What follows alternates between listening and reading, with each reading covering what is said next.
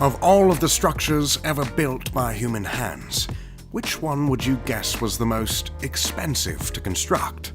Spanning across all of human existence, if you account for inflation, a number of reasonable guesses do come up. Is it the Great Pyramids? The World Trade Center? The Burj Khalifa, perhaps? The Great Wall of China? The Empire State Building? Well, while most of these structures you might guess stand thousands of feet into the sky, the costliest human artifact resides much higher, about 248 miles higher. The International Space Station is the world's most expensive structure constructed in history. Humanity's most pricey object came into existence at the cost of about $160 billion. Of this massive price tag, the United States has contributed about $100 billion, Russia has contributed about $15 billion, and some other of the major players include Canada and Japan.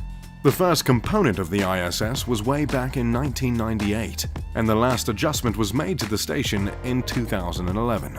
Over the years, little by little, launch after launch, the International Space Station has grown into what it is today. A habitable artificial satellite that can be seen with the naked eye from Earth's surface. Keep in mind, it costs millions of dollars in fuel and preparations just to launch one rocket. Elon Musk's SpaceX Falcon 9 holds the title of the cheapest rocket to launch, and even that takes $62 million. That's after years of space travel and significant strides in technology, and the cost is still devastating. Back when the ISS was first created, these launches were closer to about $500 million. The International Space Station is without a doubt one of the most magnificent objects ever put together by human hands. The massive satellite is about the size of 2 jumbo jets and circles the Earth every 90 minutes. Originally, the station was named Space Station Freedom by Ronald Reagan as a jab at Russia in light of the Cold War and the space race that followed. Following the collapse of the Soviet Union, the space station lost the word freedom and gained the word international in its title. The ISS houses 6 crew members that typically live within its tubular corridors for about 6 months at a time, and a few have been there for longer than a year. The purpose of the space station is to serve as a microgravity research laboratory in which fields such as biology, physics, human biology, astronomy, meteorology, and other sciences are studied. The ISS is just the 9th space station to be inhabited by humans. Shout out to my Russian dog Laika, gone but never forgotten. For comparison of the $160 billion price tag, the twin Mars exploration rovers cost taxpayers $800 million, and $55 billion to $100 billion for a Mars semi-direct campaign leading to human missions to Mars. This campaign is still very much in the works and is the only single space travel-related venture that comes close to the price of the ISS. Ronald Reagan's first proposed cost of the space station Freedom was a humble $8 billion, but in American fashion, that estimate has been put to rest. If you want to get a better understanding of just how much money it takes to maintain the ISS, just look at the cost of a bottle of water. Due to the finite amount of storage above the ISS, just one bottle of water costs about $10,000. This outrageous cost stems from how expensive it is to provide the International Space Station with essential supplies. Each supply run to the ISS costs several million dollars, with the launch itself costing up to $500 million. As such, cargo space is at a premium, and every item needs to be costed to ensure value for money, looking at each item's weight, volume, and necessity. Living in such a remote and inhospitable location, even water is something of a commodity, and a costly one at that. A result of this insane cost of water is that the ISS has the most advanced water filtration system in existence. The filtration is so advanced that less than 10% of water is unable to be reused, leaving about 90% ready and able to be recycled back into the supply of water. So, fresh off the Cold War, when a couple Russians and Americans were aboard the ISS, they most certainly drank each other's piss. What can I say? Space always tends to find a way to bring people together. The water reclamation system harvests moisture from all possible sources aboard the ISS, and I mean all of the possible sources, from condensation and humidity, through shower and oral hygiene water, to perspiration and, yes, even the urine. But the line isn't just drawn at human urine. Even the laboratory rats contribute their urine as well. Oh, another fun fact, there are rats in space. This $160 billion cost has spanned over 30 years. Because of the extreme conditions, namely heat, the ISS was never meant to last that long. The estimated termination of the ISS has been pushed back over and over again, and we are long past the first estimated year of termination. As it stands right now, NASA expects the International Space Station to last until 2024. In those 6 years, you can expect tens of billions more in spending to maintain the satellite. This funneling of money to keep the ISS functioning has led to plenty of controversy. Just recently, the Trump administration explained that it will be shifting the funding of ISS out of NASA and the US government, and will begin to transition into privatization of the International Space Station. Of course, anything coming from the Trump administration or any side of American politics is going to have strong opposition these days. One of the main arguments against the halting of a government-funded space station stands on all the advancements the ISS has led to. You now know the cost it took and takes to run the most expensive structure ever created. But the money trail doesn't stop at just $160 billion. In fact, there are billions more that have come from advancements in technology that would have never been achieved if it weren't for the International Space Station and other space travel.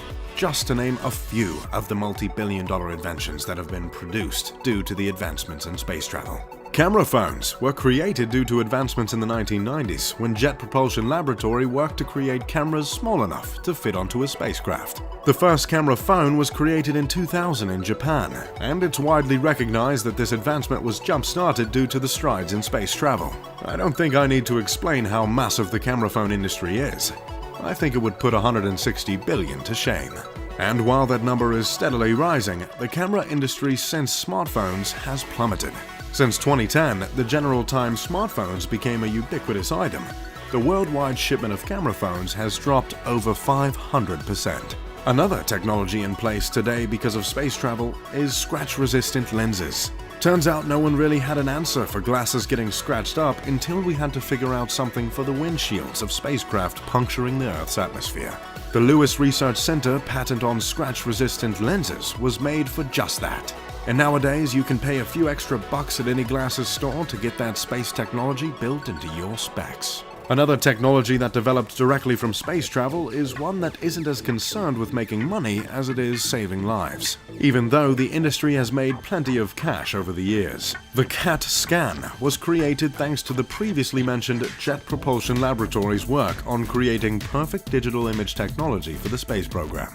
On the ISS specifically, red LED lights have been used to grow plants in hopes of fueling space travelers in deep space. Back on Earth, red LED is used in a medical device called Warp 10.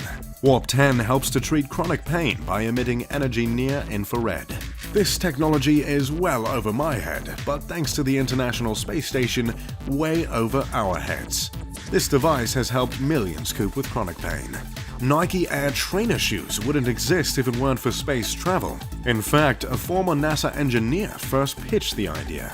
The shoe design and material is designed from astronaut suit technology. This particular line of shoes has made the most successful shoe brand millions. Foil blankets evolved from lightweight insulators developed by NASA. You might have seen one of these blankets while watching Bear Grylls conquer some extreme weather, or seen one in a retail camping store. The blankets have become a necessity in the camping industry and are now lined with the top-of-the-line sleeping bags and tents. Memory foam is another massive industry started by NASA. The material was simply developed to keep our space travel more comfortable. Apparently, the trips are quite long.